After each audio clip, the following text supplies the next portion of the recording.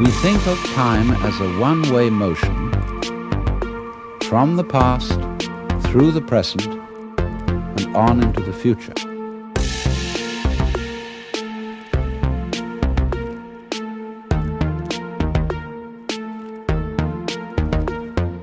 Let us suppose, just for the sake of example, that this universe started with a big bang,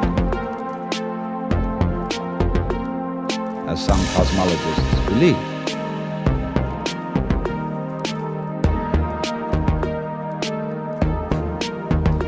Now, when that bang happened, it was the present, wasn't it? And so the universe began in what we will call a now moment. Then it goes on doing its stuff. And always, when any event that we now call past came into being in the present and out of the present.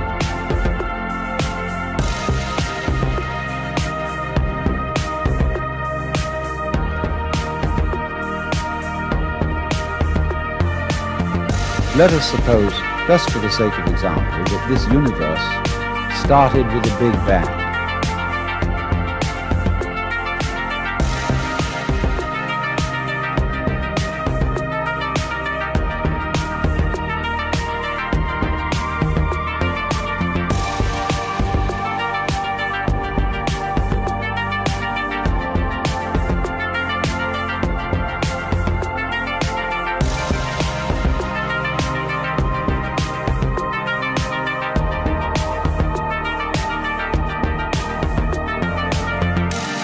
Let's ask, how big is the sun?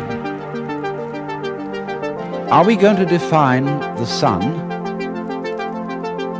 as limited by the extent of its fire?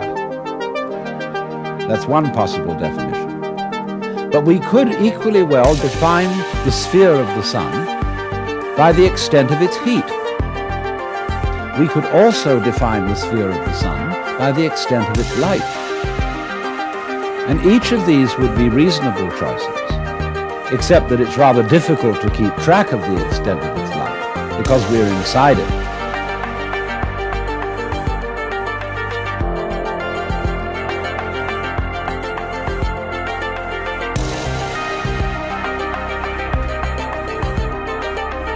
And therefore we have arbitrarily agreed to define the sun by the limit of its visible fire.